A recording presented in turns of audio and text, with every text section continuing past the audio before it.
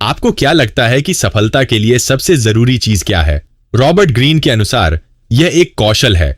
Tony Robbins के अनुसार यह एकाग्रता है। लेकिन जिम रॉन कहते हैं कि इसकी कुंजी है खुद पर काम करने का नजरिया रखना, यह सुनिश्चित करने के लिए कि कोई भी दुर्घटना, असफलता या ब्रेकअप आपको हिला न सके। खुद पर काम करना कभी बंद न करें। इस वीडियो के लिए मैंने 6 ऐसी शक्तिशाली हस्तियों का अध्ययन किया जिन्होंने लाखों समस्याओं के बावजूद खुद को बेहतर बनाना जारी रखा। मैंने उनसे 6 ऐसे सिद्धांत सीखे जिनका उपयोग हम आगे बढ़ने के लिए आज से ही शुरू कर सकते हैं। जो लोग खुद पर विजय प्राप्त करते हैं उन्हें मेरा सम्मान और सलाम। नियंत्रण। चीजों को अर्थ देने वाले आप ही हैं। उस मन पर नियंत्रण रखें जो अर्थ की तलाश करता है। एक छोटे लड़के का पैर जानबूझकर तोड़ दिया गया था। वह हमेशा के लिए लंगड़ा हो गया। उसे अपने दुख में डूब जाना चाहिए था, लेकिन उसने दुनिया को यह दिखाया कि नजरिए में एक छोटे से बदलाव से सबसे बड़े दर्द को भी आंतरिक शक्ति में बदला जा सकता है। एपिक्टेटस का पालन पोषण एक गुलाम के रूप में हुआ था। एक बार उसके मालिक ने गुस्से में उसका पैर तोड़ दिया, लेकिन एपिक्टेटस को न तो दुख हुआ और न ही उसने खुद को असहाय महसूस किया। उसने कहा, यह शरीर मिट्टी की एक मूर्ति से ज्यादा कुछ नहीं है जो कोई भी आकार ले सकती है। उसने खुद को सिखाया। उसने खुद को अपने लंगड़ापन की सुन्नता से पूरी तरह अलग कर लिया। वह पूरी जिंदगी लंगड़ाता रहा। लोग उससे पूछते थे, तुम विकलांग हो, इतनी लंबी यात्राएं कैसे कर लेते हो? एपिक्टेटस ने लिखा, हर बार जब यह शरीर लंगड़ाता है तो यह मुझे याद दिलाता है कि सिर्फ शरीर टूटा है, लेकिन मेरी इच्छा शक्ति अटूट है। उसने कहा कि लंगड़ाना कोई विकलांगता नहीं है, बल्कि यह एक याद दिलाता है कि मेरी इच्छा शक्ति मेरे शरीर से कहीं ज्यादा बड़ी है, इसलिए मैं बस चलता रहता हूं। दोस्तों, किसी भी घटना और भावना के बीच अर्थ का एक पुल होता है, और हमारा मन एक ऐसी मशीन है जो अर्थ बनाती है। आपका व्यक्तिगत अनुभव उस महत्व से आकार लेता है जो आप किसी घटना को देते हैं। कहानी आकार लेती है। आप जिन कहानियों और भावनाओं का अनुभव करते हैं वे गलत अर्थों से प्रभावित होती हैं, जो बदले में आपके कार्यों को प्रभावित करते हैं। तो फिर आपको क्या करना चाहिए? अगली बार जब कोई चीज आपको परेशान करे तो खुद से ये 3 सवाल पूछें। अभी अभी क्या हुआ? इसका जवाब हो सकता है, मैं ट्रैफिक में फंस गया हूं। इसे इस तरह से बदलें, यह परिस्थिति मेरे फायदे के लिए कैसे काम कर रही है? अगला कदम है कार्रवाई करना। मैं अभी क्या कर सकता हूं? मैं बॉक्स ब्रीदिंग करके अपने मन को शांत कर सकता हूं। अर्थ में एक छोटा सा सकारात्मक बदलाव बहुत बड़ा फर्क ला सकता है। अध्ययनों के अनुसार अपना नजरिया बदलने से तनाव 30% तक कम हो जाता है। यह घट जाता है। अगला सिद्धांत है, विकसित होने के लिए दबाव बनाएं। वीणा के तारों को जब कसकर खींचा जाता है तभी मधुर संगीत निकलता है। इसी तरह दबाव और बोरियत आपको बेहतर बनने के लिए मजबूर करते हैं। एंथनी बचपन से ही लेखक बनना चाहता था।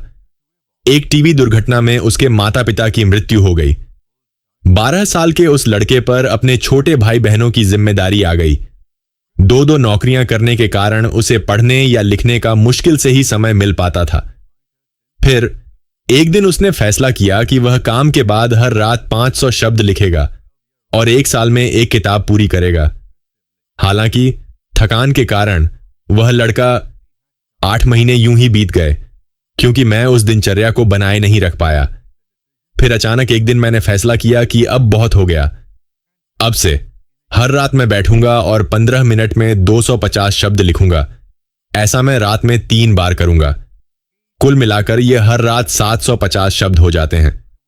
उस व्यक्ति ने बहुत मेहनत की और 3 साल बाद उसने सचमुच एक किताब लिखी, लेकिन वह बहुत ही खराब थी। एंथनी खुद कहते हैं कि उनके विचारों में कुछ भी नया नहीं था। लोगों को वह किताब बिल्कुल भी पसंद नहीं आई।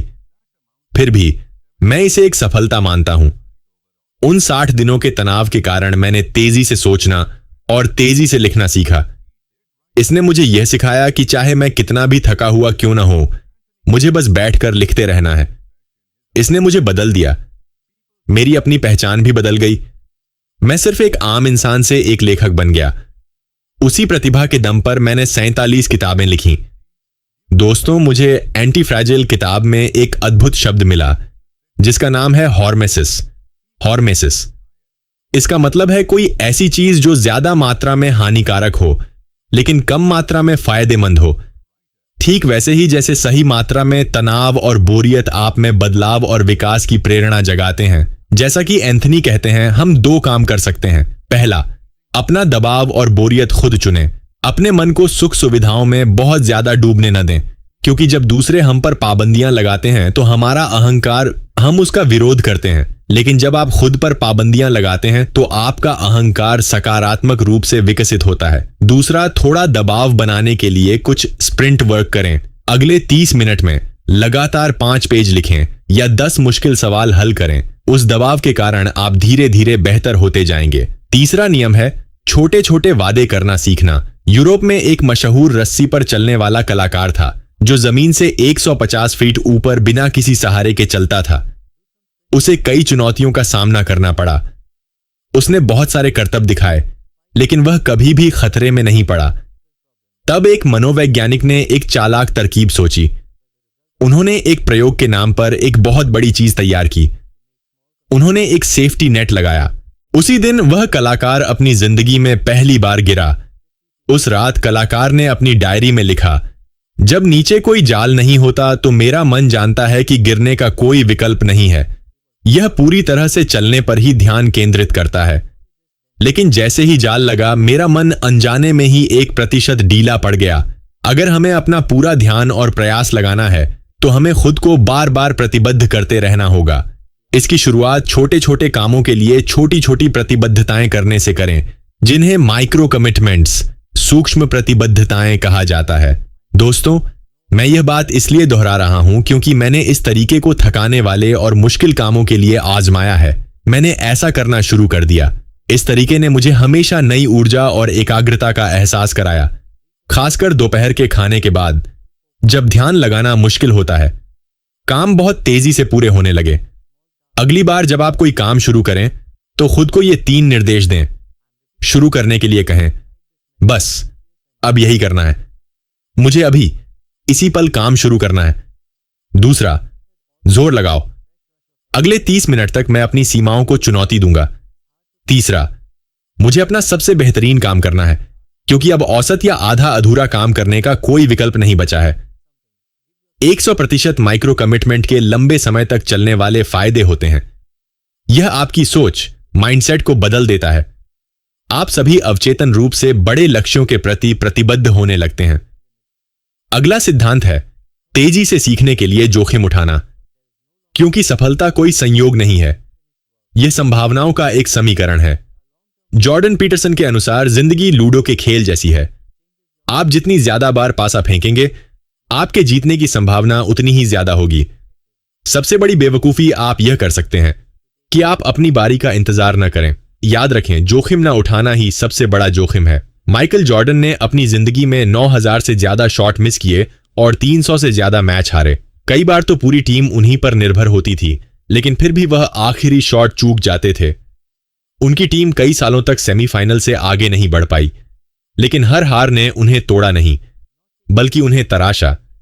हर असफलता से मिले दबाव के तूफान में भी स्थिर रहना उन्होंने सीखा। हर बार वे और ज्यादा मजबूत, अनुशासित और खतरनाक बनकर लौटे। नतीजा क्या निकला? फाइनल में 6 बार पहुंचने के बाद उन्होंने एनबीए के सभी 6 खिताब जीत लिए, क्योंकि असफलता ही सीखने का संकेत, अलार्म होती है। अगर इसका सही इस्तेमाल किया जाए तो यह आपकी सीखने की रफ्तार बढ़ा देगा और आपके दिमाग को तेज कर देगा। अपनी जिंदगी में एलन मस्क को कई बार नाकामयाबी का सामना करना पड़ा। उन्होंने एक तरीका ढूंढ निकाला। हर नाकामयाबी के बाद वे खुद से 2 सवाल पूछते थे, अभी मैंने कहां रिस्क लिया, मुझे अभी क्या बदलना चाहिए। इस सोच को अपनाकर उन्होंने अपनी तरक्की जारी रखी। उन्होंने स्पेस एक्स और टेस्ला जैसी कंपनियां बनाई। तो दोस्तों, कुछ नया आजमाओ, पूरा खेल खेलो और आगे बढ़ते हुए सीखते रहो। याद रखो, हर नहीं तुम्हें अगले हां के एक कदम और करीब ले जाता है। 5वां सिद्धांत, कभी शिकायत मत करो, कभी सफाई मत दो। यह सिद्धांत दबाव में तुम्हारी आभा, ऑरा को और भी मजबूत बना देगा। एक बार सरदार पटेल अदालत में एक केस की पैरवी कर रहे थे। उसी दौरान उन्हें एक टेलीग्राम मिला। उन्होंने उसे पढ़ा, चुपचाप अपनी जेब में रख लिया और अपनी कानूनी बहस जारी रखी। बहस चलती रही। जब कई घंटों बाद अदालत की कार्यवाही खत्म हुई तो उस टेलीग्राम से लोगों को पता चला कि उनकी पत्नी का देहांत हो गया था। उनके कर्तव्य परायणता और चुप्पी ने उनके मजबूत चरित्र को दिखाया। उन्होंने न तो कोई शिकायत की और न ही कोई सफाई दी। फिर 1947 में जब सरदार वल्लभ भाई पटेल को 562 रियासतों को एक करना था तो उनके विरोधियों ने उनकी जोरदार आलोचना की और यहां तक कि उन्हें जान से मारने की कोशिश भी की। लेकिन सरदार पटेल ने कभी अपनी नाराजगी जाहिर नहीं की। उन्होंने किसी बात की सफाई नहीं दी। उन्होंने चुपचाप जूनागढ़ और हैदराबाद को भारत में मिला लिया। अब इसे अपनी जिंदगी से जोड़कर देखो। देखो, जब हम दबाव में होते हैं तो हम रोना धोना मचाते हैं। जब हम कोई गलती करते हैं तो हम सफाई देने लगते हैं। लेकिन सच तो यह है कि हर बार जब तुम सफाई देते हो तो असल में तुम अपने आसपास नकारात्मक माहौल बना रहे होते हो। तुम्हारी आभा कमजोर पड़ जाती है। जानकारों के मुताबिक इससे तुम्हारी कमजोरियां और नकारात्मक विचार सबके सामने आ जाते हैं। फिर लोग तुम्हारी इज्जत करना छोड़ देते हैं।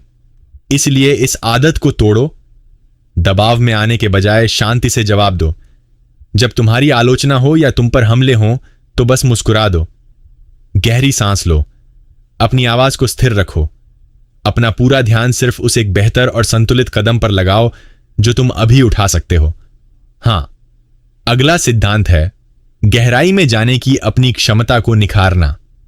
मियामोतो मुसाशी ने कहा था कि किसी भी चीज में महारत हासिल करने के लिए 1000 दिन की ट्रेनिंग और 10,000 दिन के अभ्यास की जरूरत होती है।